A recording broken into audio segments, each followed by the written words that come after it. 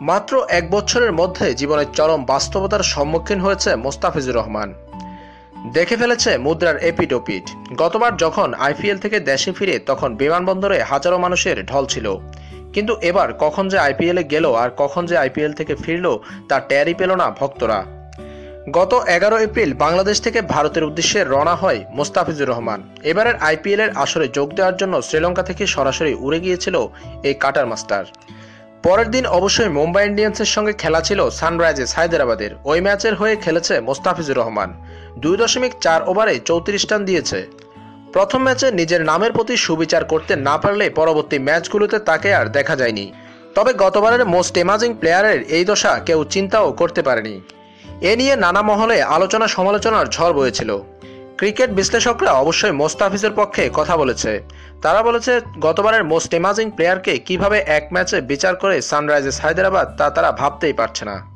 টি-20তে সম্প্রতি মোস্তাফিজুর রহমানের ফর্ম অতটা খারাপ নয়।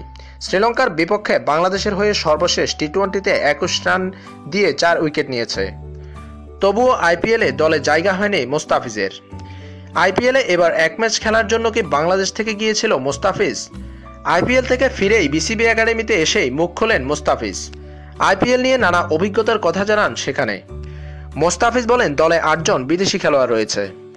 টিম ম্যানেজমেন্টের কাছে যে 4 জনকে ভালো মনে হয়েছে তাদের দ্বারা খেলিয়েছে। দল ভালো খেলেছে, তাই ওরা হয়তো সমন্বয়টা ভাঙেনি। 2015 সালে পাকিস্তানের সঙ্গে টি-20 দিয়ে আন্তর্জাতিক ক্রিকেটে পা রাখে মোস্তাফিজুর রহমান। স্মৃতি হাতড়িয়ে 21 বছর বয়সী এই তরুণ পেসার বলেন, কখনোই আমি দল থেকে বাদ পড়িনি। অভিষেকের পর থেকে একের পর এক ম্যাচ খেলেই যাচ্ছি। সম্প্রতি আমার চোটের কারণে কয়েকটি ম্যাচ দলের বাইরে থাকতে হয়েছে, কিন্তু ফেরার পরে আমি ভালো খেলছিলাম। তবে এখন একটু সময়টা খারাপ যাচ্ছে।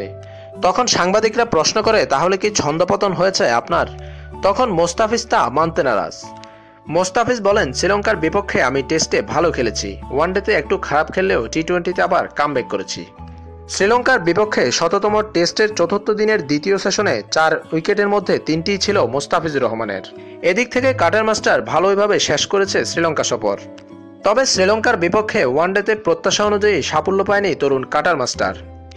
3 ম্যাচে নিয়েছিল মাত্র 6 উইকেট।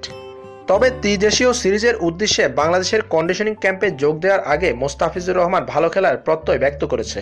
খুব দ্রুত ভালো খেলার কথা জানিয়েছে মোস্তাফিজুর রহমান।